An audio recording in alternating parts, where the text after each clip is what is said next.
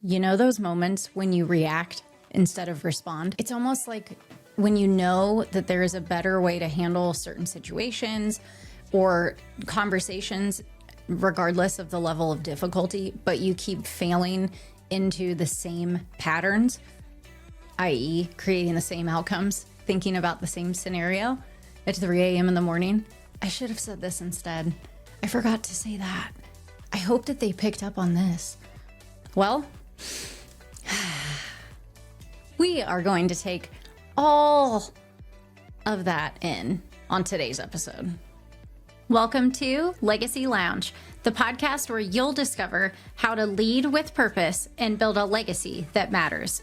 So if you're ready to step into your full potential, show up authentically for yourself and others, and create a lasting impact on the world, you're in the right place. Let's begin.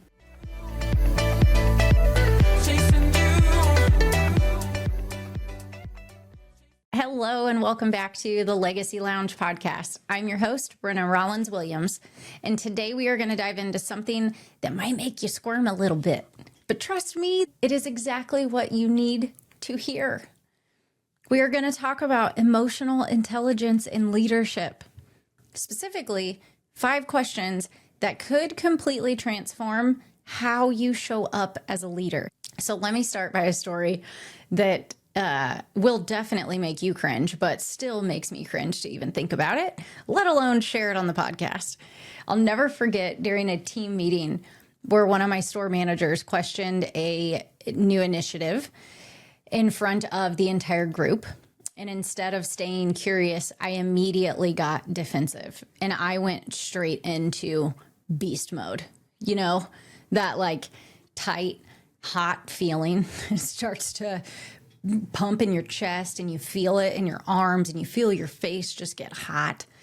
I cut him off mid-sentence and I basically shut down the conversation and ended it with the ever so polite, "This isn't up for debate."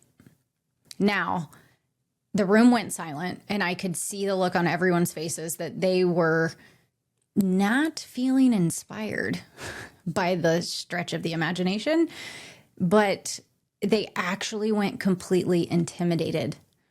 And later I realized that his question was actually brilliant and could have improved the entire rollout process.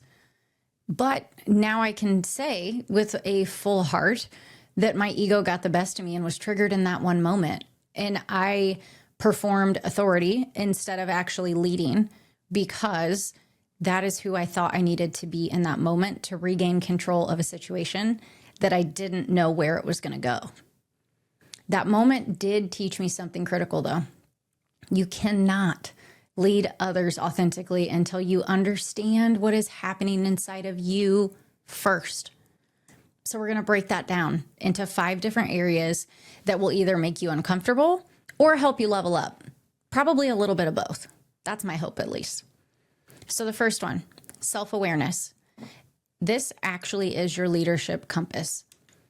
And here's a question that I still to this day try to ask frequently to myself, especially when I take my pause moment before replying to something written or in person. But the first question ties into self-awareness, and it's this. When was the last time that a situation triggered you?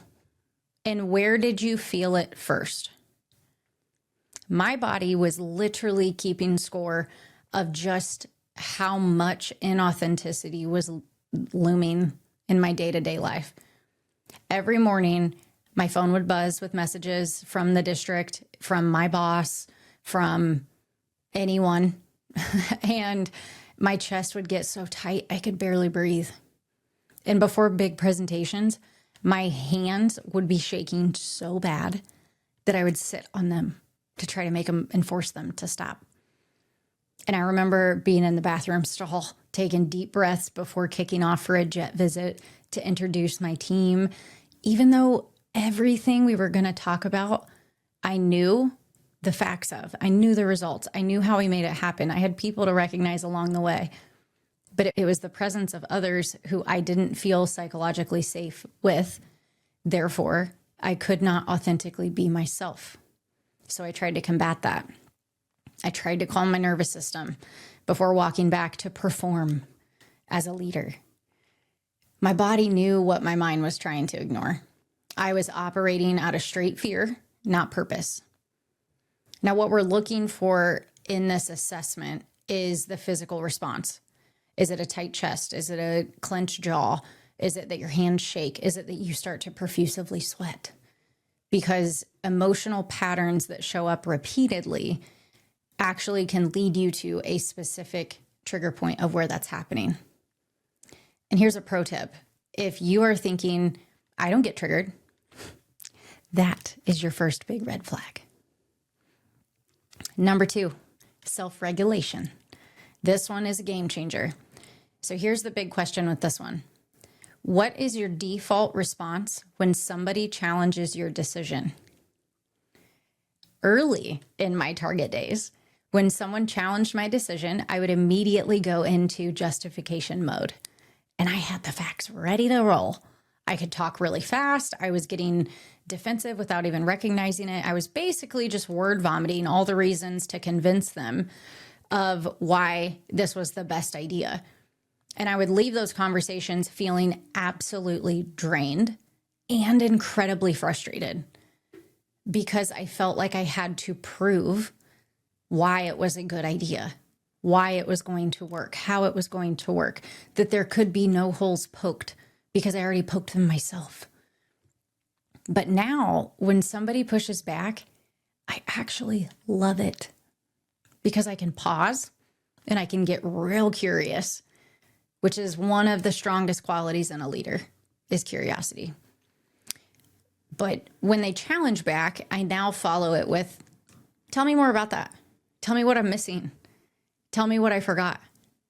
It's wild to me that a conscious shift like that can happen in the navigation of a conversation, and it can go from defending to exploring and actually change the dynamic for the good.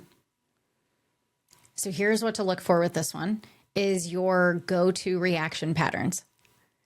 If it's, oh, that's awesome, and then you move on, that's a pattern. You could get curious and you could go deeper. If you get completely shut down and go silent, that's also a pattern, and it's a good one to look at. How long it takes you to recover from being challenged is also another way to look at this. And not that you go home frustrated and then you sleep and then you're back at it the next day. How much mental capacity do you allocate to moments like this where you're challenged? How much do you talk about it with your friends or your peers, or you stew on it and you replay it? Your emotional resilience under pressure exposes more than we even recognize. And if you aren't aware of it, it is a gap for leaders. Number 3 is motivation. The truth seeker. Here's where it gets interesting. My question for this one is, when do you feel most aligned with your purpose? Now, before you say, well, that's really woo and out there, and let me get into my zone and meditate here before I answer. When do you feel most aligned in your purpose is what feels natural, what feels like it's not even extra effort because you enjoy doing it and you're good at it and it lights you up. The moment that I knew I had to choose my voice over my career was sitting in a conference room, offered the NDA to stay quiet about integrity issues that I knew were going on. My entire body felt heavy. But when I said, no, because I will not sign that NDA and I will not stay silent, that right there was alignment for me. When your actions match your values, there is a sense of freedom, lightness, and safety to come home to yourself and still be okay in your skin. And this reveals what actually energizes you versus what you think should energize you. Do you go to the Pilates studio with your best friend because that's what she enjoys, when really you want to be laying out with a book in the shade? Do you go to this grocery store because it's closest or because it actually, you like shopping there? Do you call one member of your team first, always, because you enjoy talking to them? Or is it because you know that they're going to take a lot of effort and they're going to deplete you, so you would rather just get it out of the way?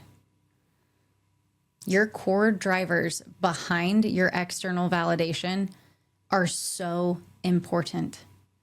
And it's where your growth opportunities really lie. Number 4 is empathy. This one's a perspective shifter. So the question that often stops leaders in their tracks is when I ask, what assumptions are you making about your team's behavior? I had this team member who seemed completely disengaged, like checked out, might quit.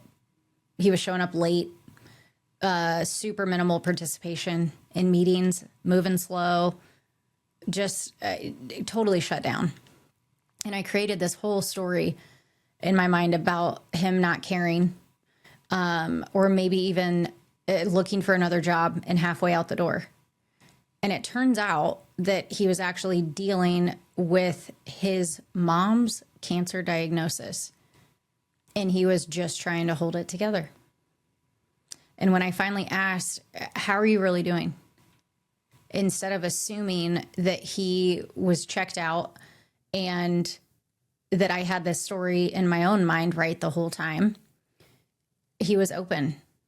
And he said, thank you for asking me that. And he just started to cry, and everything came out.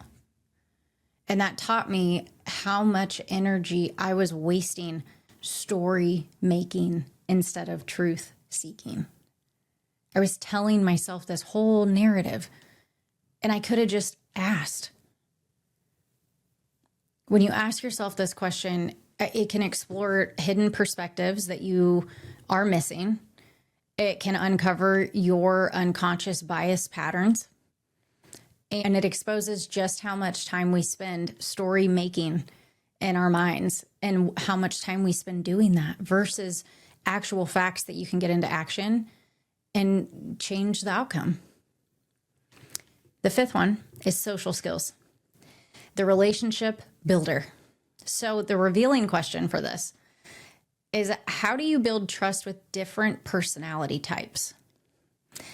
I used to have this one-size-fits-all approach until I actually started my career with Target. So pretty much through life, whether it was in friend circles, in my sorority, executive council, something at Purdue, it doesn't matter. I just assumed you build trust by building trust. And if you have different personalities, then it'll either work or it won't. And I had that one size approach for all leaders, whether it was high energy or it was lots of enthusiasm or it was expecting everybody to match my pace, or I would just move on to the next one and go find my pace somewhere else. And I had an analyst on my team who would shut down every single time I brought that energy into the room.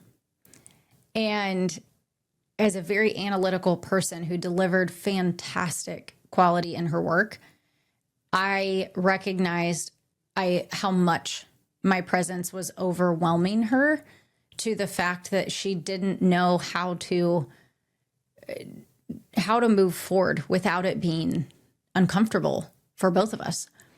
And I finally realized that she's a processor. She needs space to process, especially detailed information. And quiet confidence from me actually fueled her in the level of execution and in the way that she articulated the findings to me. When I started to adapt my style to her is when the performance skyrocketed, but also the communication becomes very flexible with every single person on your team.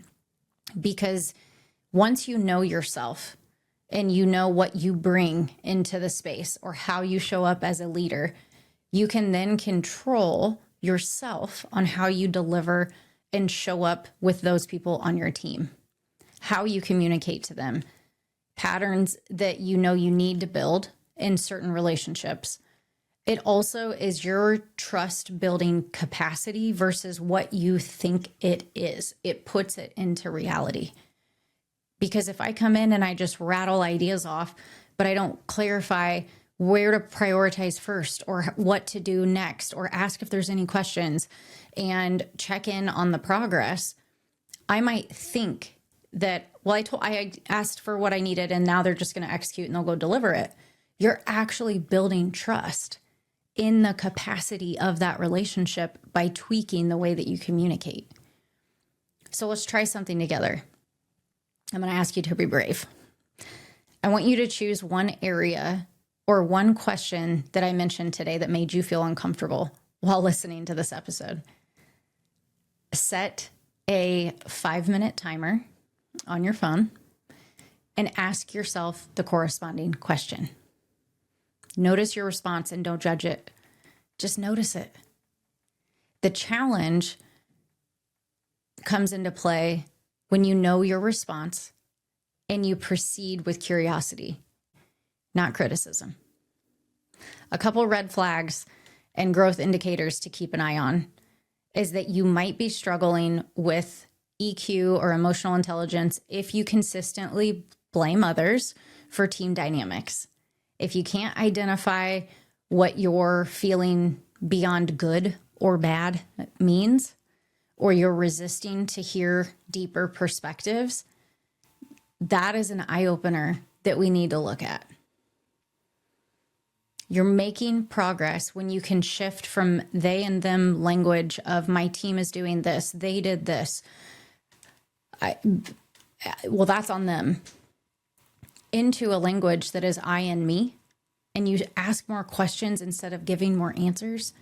It allows you to show genuine curiosity about others' experiences on the other side of you. And remember, your technical skills might get you the title, but your emotional intelligence determines the legacy that you leave. Here's what I know about you. Even listening to this, you didn't stumble into this podcast by accident. You're here because you're ready to stop performing leadership and you're ready to start actually leading. The leaders who change the world, they are not just smart. They're brave enough to do the inner work. And that starts with asking yourself questions like we did today. I want to know what the biggest EQ challenge is that you're facing today. DM me, email me, tag me in a post. I would love to hear. And let's normalize talking about the messy middle because that's where the real parts of leadership lie. If this episode hit different for you, share it with a friend or another leader who needs to hear this message. And until next time, remember, the best leaders aren't just smart. They're brave enough to do the inner work too.